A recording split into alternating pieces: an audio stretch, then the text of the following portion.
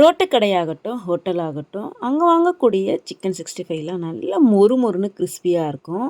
So அதனுடைய secret தான் இன்றைக்கி இந்த வீடியோவில் நான் சொல்ல போகிறேன். ஸோ நான் இந்த வீடியோவில் செய்யக்கூடிய சிக்கன் 65 மசாலாவை கண்டிப்பாக உங்கள் வீட்டில் ட்ரை பண்ணி பாருங்கள். Hi friends, welcome back to my channel. இன்றைக்கி நல்லா மொறுமொறுன்னு கிறிஸ்பியாக சிக்கன் 65 செய்கிறது எப்படின்னு இந்த வீடியோவில் பார்க்கலாம்.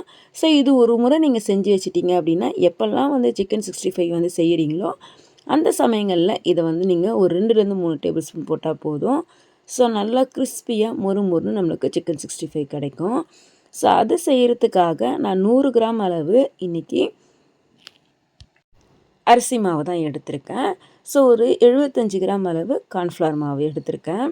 ஸோ இப்போ இது ரெண்டுமே வந்து ஒரு பவுலில் போட்டுக்கலாம். மெயின் இந்த போடும்போது அந்த பவுல் எதுவுமே வந்து ஈரப்பதம் இருக்கக்கூடாது. நம்ம இன்றைக்கி செய்யும் போது எந்த ஒரு ஈரப்பதமும் ஸ்பூன்லேயே ஆகட்டும் அந்த பவுன்லேயே ஆகட்டும் இருக்கக்கூடாது. ஸோ இப்போ இதில் பாருங்கள், ஒரு 50 கிராம் அளவு மிளகாய் தூளை நான் இது கூட சேர்த்துக்கிறேன். ஸோ அதுக்கப்புறம் வந்து இது கூடவே வந்து சீரகத்தூள் வந்து ஒரு 2 டேபிள் ஸ்பூன் அளவு சேர்த்துருக்கேன். ஸோ ஒரு 2 டேபிள் ஸ்பூன் அளவு தனியாத்தூள் சேர்த்துருக்கேன். ஒரு டேபிள் ஸ்பூன் அளவு மஞ்சள் தூள் சேர்த்துக்குங்க. ஒரு 2 டேபிள் ஸ்பூன் அளவு மிளகுத்தூள் சேர்த்துருக்கேன். ஸோ இதெல்லாம் சேர்த்ததுக்கப்புறம் வந்து தேவையான அளவு உப்புமே இதில் சேர்த்துக்கலாம். ஸோ இப்போ இது எல்லாமே வந்து நல்லா மிக்ஸ் பண்ணி விட்டுருங்க. ஸோ இது எல்லாம் நல்லா கலந்ததுக்கப்புறம் வந்து இதை வந்து ஒரு ஸ்டோரேஜ் பாக்ஸில் போட்டு நீங்கள் ஸ்டோர் பண்ணி வச்சுக்கலாம். ஸோ இந்த மாதிரி நீங்கள் சிக்கன் 65 ஒரு முறை செஞ்சு வச்சிட்டிங்கன்னா, எப்போல்லாம் வந்து நம்மளுக்கு சிக்கன் 65 செய்கிறோமோ அந்த சமயங்கள்லாம் வந்து இதை வந்து நீங்கள் யூஸ் பண்ணிக்கலாம். ஸோ இது நல்லா இந்த பாருங்கள், இந்த மாதிரி நல்லா கலந்து கொடுத்தாச்சு.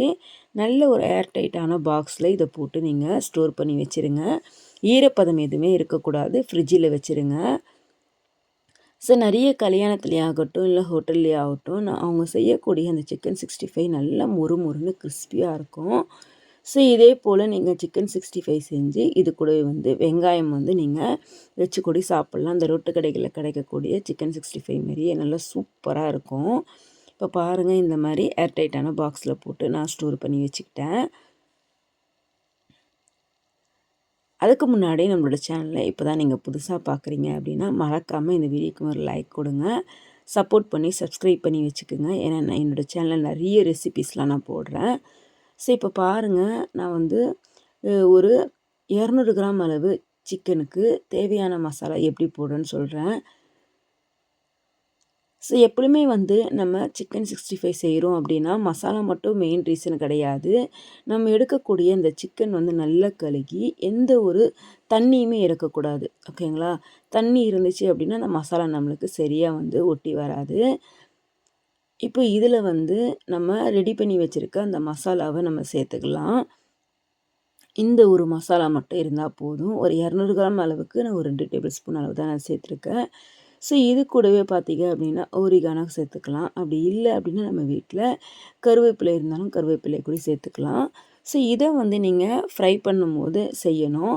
நான் ஒரே ஒரு லெமன் மட்டும் எடுத்திருக்கேன். அந்த லெமனுடைய சாறு இதில் பிழிஞ்சு விட்டுக்கலாம். செம்ம டேஸ்ட்டாக இருக்கும் ஃப்ரெண்ட்ஸ். கண்டிப்பாக உங்கள் வீட்டில் ட்ரை பண்ணி பாருங்கள். ஸோ இது ஒரு முறை நீங்கள் செஞ்சிட்டிங்க அப்படின்னா மறுமுறையும் அப்பப்போ வந்து இதை செஞ்சு நீங்கள் சாப்பிடுவீங்க. ஸோ கடைகள்லாம் பார்த்தீங்க அப்படின்னா இந்த சிக்கன் 65 மசாலா 10 ரூபாய்க்கு மேலே தான் விற்கிது. ஸோ நீங்கள் ஒரு முறை இந்த மாதிரி செஞ்சு வச்சிட்டிங்க அப்படின்னா நம்மளுக்கு தேவைப்படும் போதெல்லாம் வந்து இந்த மாதிரி நம்ம செஞ்சுக்கலாம். கடைகளில் கிடைக்கக்கூடிய அந்த பேக்கெட் மசாலாவில் வந்து நீண்ட நாள் வரணுன்றதுக்காக ப்ரிசர்வேட்டிவ்லாம் ஆட் பண்ணியிருப்பாங்க. ஸோ நீங்கள் இந்த மாதிரி ட்ரை பண்ணி வச்சுக்குங்க. ஸோ போட்டாச்சு. இப்போது நல்லா இந்த மாதிரி கலந்து கொடுத்துக்குங்க. பாருங்கள், தண்ணி எதுவுமே இல்லை. பட் வந்து அந்த சிக்கனில் இருக்கக்கூடிய ஈரப்பதம் தான். ரொம்ப வந்து ட்ரையாக இருக்கிற மாதிரி இருந்துச்சு அப்படின்னா லைட்டாக தண்ணி மட்டும் தெளிச்சிக்குங்க. ஸோ இப்போது நம்ம வீட்டில் ஆரிகனோ வச்சு ஆரிகனோ போட்டுக்கங்க. அப்படி இல்லைன்னா வந்து இந்த மாதிரி கருவேப்பிலை வந்து இந்த மாதிரி போட்டுக்கோங்க. இதுவுமே பார்த்தீங்க அப்படின்னா நல்லா வந்து நம்மளுக்கு ஃப்ரை பண்ணும்போது ஒரு சூப்பரான ஒரு ஃப்ளேவர் கிடைக்கும்.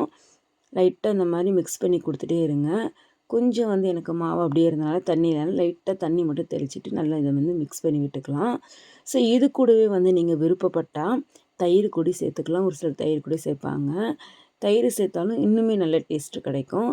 ஸோ இப்போ நம்ம சேர்த்துருக்க மசாலா ஆகட்டும், எலுமிச்சப்பழம் ஆகட்டும், இதுவுமே பார்த்திங்க அப்படின்னா நல்ல நம்மளுக்கு சூப்பரான ஒரு டேஸ்ட்டு கிடைக்கும்.